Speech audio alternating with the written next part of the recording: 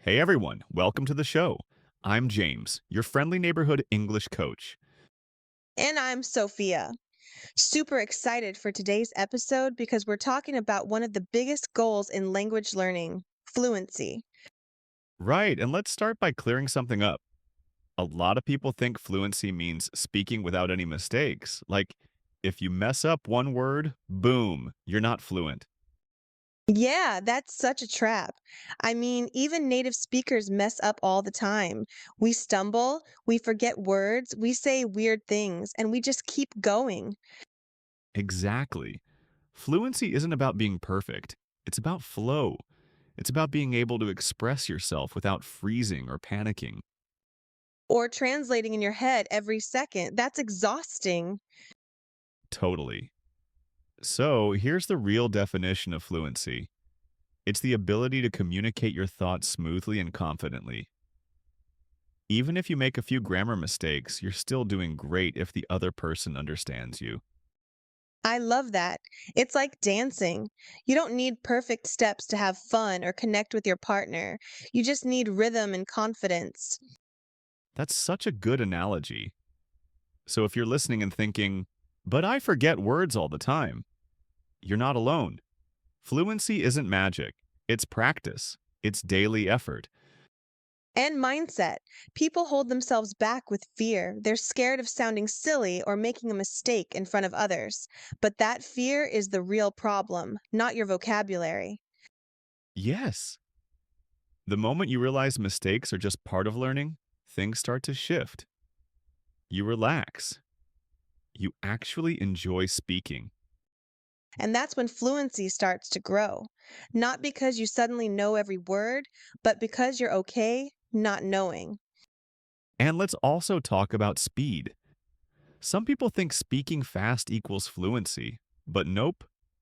It's better to speak slowly and clearly than to rush and confuse everyone. Exactly. Think of your favorite English speakers online.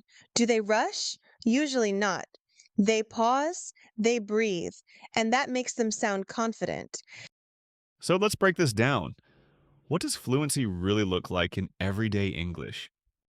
Okay, imagine this. You're ordering coffee. You say, "Hi, can I get a small latte, please?" No stuttering, no nervous giggling, just smooth, friendly conversation. Boom, that's fluency. Even that small exchange means your English is working for you. It's helping you live your life. And here's the best part, you don't need to speak like a native to be fluent. You just need to be understood. Yes, that's the golden rule. Fluency under communication. If someone gets what you're saying, you're winning. So, now that we've totally debunked the idea that fluency twice perfection, Let's talk about how to build that real confident fluency. Step by step, day by day.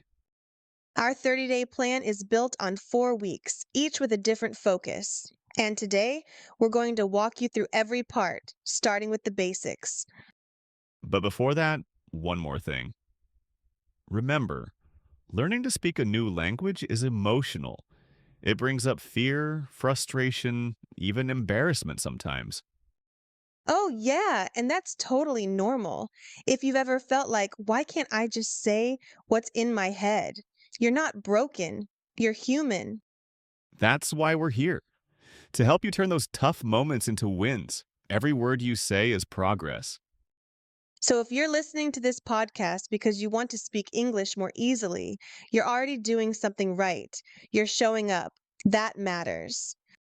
And we've got your back. Let's get started with week one, building the foundation for your fluency journey.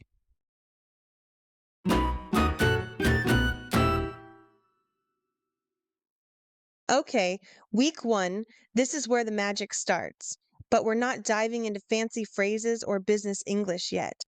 Nope. This week is about the basics. We're laying the groundwork so everything you build later has a strong foundation. And don't worry, basic doesn't mean boring. It's actually one of the most exciting parts because you start to feel the language coming together. Right. Think of this week as learning to build the blocks before you build the house. The stronger those blocks, the faster your fluency grows. So, what's step one? Vocabulary. But not every word in the dictionary, just the essential ones? Exactly. A lot of learners try to memorize 1,000 words at once and then forget them all.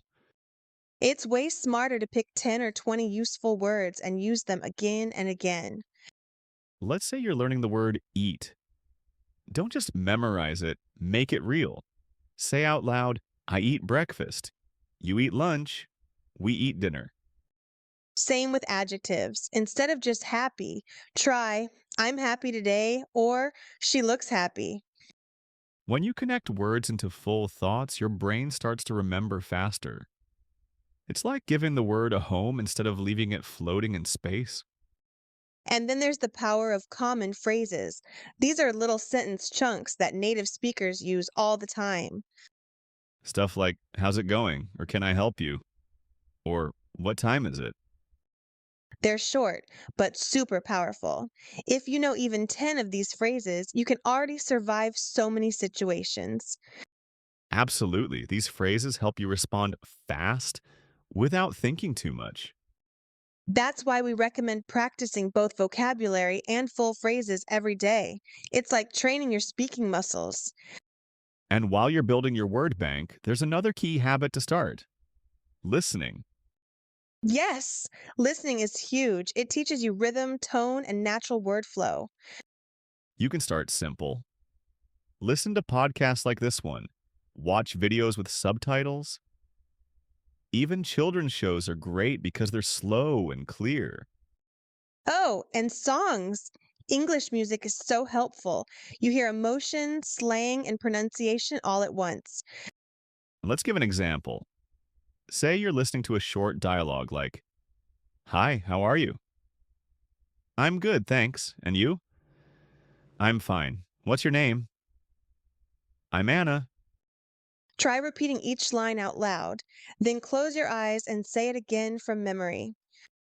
That's called active listening. It's different from just hearing. You're training your ears and your mouth at the same time. And if you're thinking, what if I don't understand everything? Don't worry, you don't need to catch every word. You're just trying to get used to the sound of English, the music of it. That's how your brain adjusts. Let's talk tools for a second. Flashcards are awesome. You can use real ones or an app like Quizlet or Anki. Write down a new word on one side and a sentence on the other. Flip them. Say them out loud. Do it every day. Also, try writing in a little notebook. Not just single words, but phrases, notes, and example sentences. It makes your learning more active. Plus, when you write something, your memory holds on tighter. Now, here's a tip I love: narrate your day in English. Seriously, just talk to yourself. You mean like, I wake up, I brush my teeth, I drink coffee? Exactly. It might sound silly, but it gets your brain thinking in English, not just translating from your native language. Let's do a quick practice combo with what we've covered.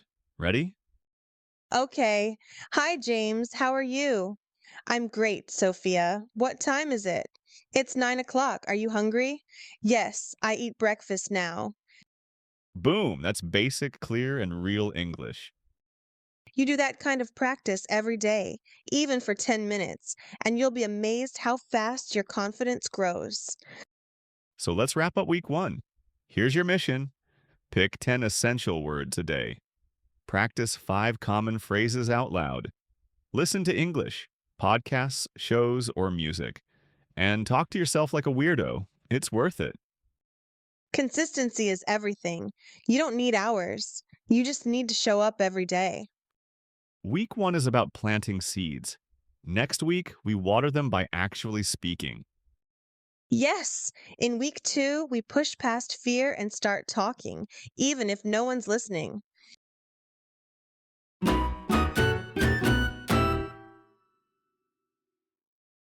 All right, you've got some words, some phrases, and you've been listening in English. Now comes the part most learners avoid actually speaking. Oh, yeah, this is where the nerves kick in. People say, but I'm scared to speak. What if I sound silly? and we get it. Totally normal. We've both been there. When I learned my second language, I froze every time someone asked me a question. I'd rather fake a phone call than try to answer. Been there too. But guess what? The fear doesn't go away until you start doing it. The only way to get better at speaking is to speak. And here's the good news, it doesn't have to be with another person at first. Week 2 is all about making speaking part of your daily life, even if you're doing it solo. Let's start with the easiest method, self talk. You talk to yourself in English throughout your day. It feels weird at first, but it's a game changer. Like this: I'm brushing my teeth. Now I drink water. I have to go to work. Simple, right?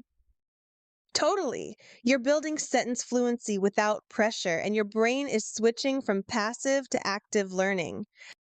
Here's another trick: describe what you see. That's a red chair. My phone is on the table. The cat is sleeping. And if you forget a word, just skip it. Keep going. The goal isn't perfect grammar, it's comfort. Once self talk feels easy, try recording yourself. You'll hear how you actually sound and what you can improve. It can be super uncomfortable at first. No one likes their own voice, but it helps so much. Try this. Pick a topic, like my morning routine. Speak for 30 seconds, record it, listen back. Then do it again the next day. Try to be a little clearer, a little smoother. You'll be surprised how quickly you improve with this method. And when you're ready for a bit more challenge, look for a language partner. Yeah, you don't need a professional teacher, just someone who also wants to practice English. There are tons of free apps and websites to find partners. Even joining an English group on social media helps. Or join online meetups. Some are for English learners only, so no pressure to be perfect. If a partner feels too scary, do role plays on your own. Pretend you're in a store or at the airport. Let's do one now. Super basic. Hello, Sophia. Where are you going? I'm going to the supermarket. What do you need? I need milk and eggs. See? Short, real world stuff. And if you mess up, no big deal. You just try again. Here's a key thing to remember: mistakes are your teacher. Every time you get stuck, your brain learns what it needs next. Yeah, we don't grow from silence. We grow from trying, fumbling, fixing, and moving on. Another great idea is to use a mirror. Look at yourself while you speak. It helps you focus on your mouth movements and boosts your confidence. Plus, it prepares you for real conversations. You get used to seeing a face react, even if it's just your own. All right, let's summarize what week 2 is all about. Speak out loud every single day, even if it's just 5 minutes. Describe your actions, record your voice, and try role plays. If you're ready, talk with a partner, but if not, self talk still works wonders. And the biggest thing, don't stop when you make a mistake. That's where the magic happens. Exactly. Your fluency grows with every sentence you try, not just the ones you say perfectly. Next week, we're stepping it up again. Time to sound more natural and more confident. We're talking pronunciation, shadowing, and how to actually sound fluent, not just speak the words.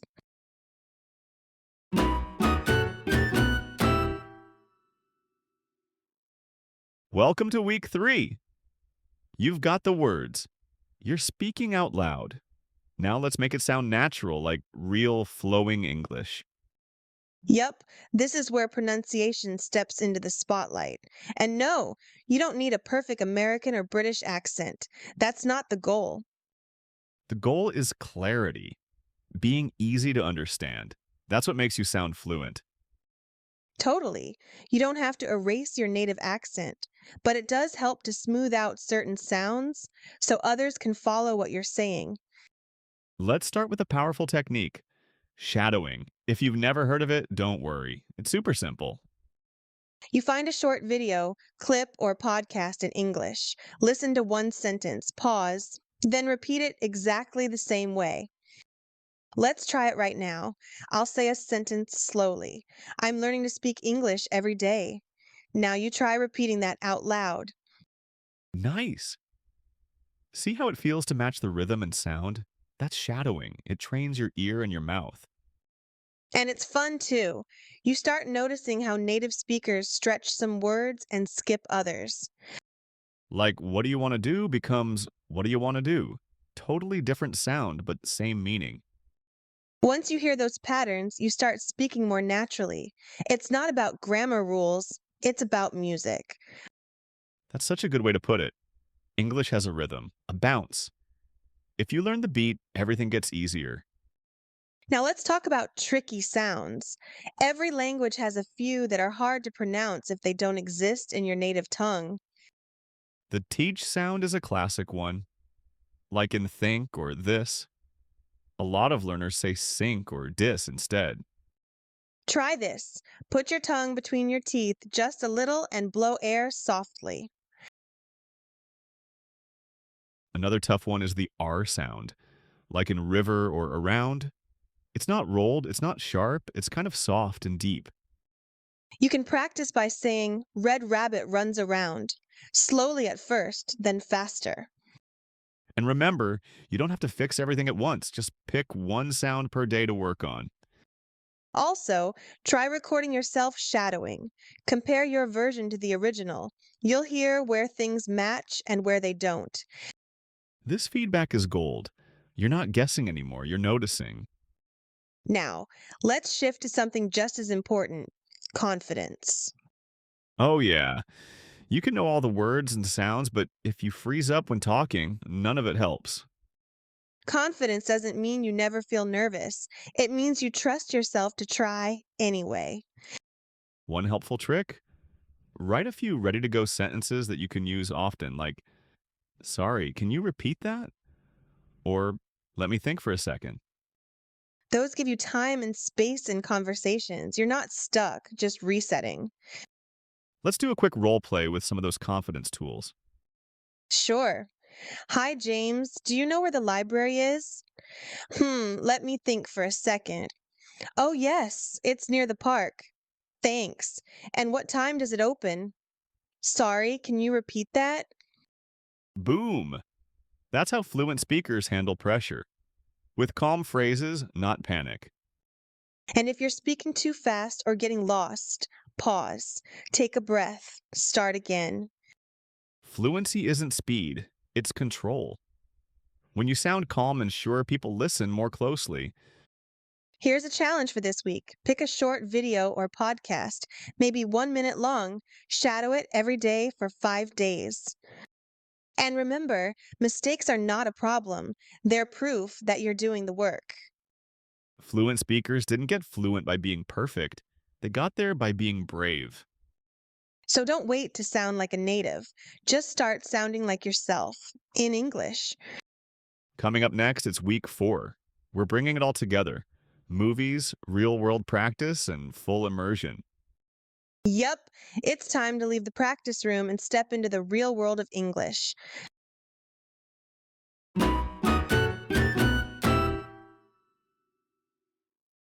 All right, we've made it to the final stretch. Week 4.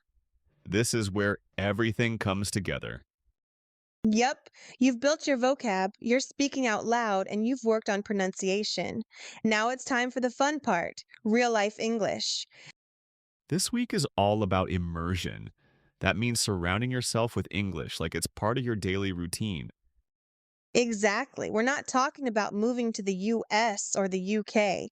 You can create your own English world wherever you live. So, how do you start?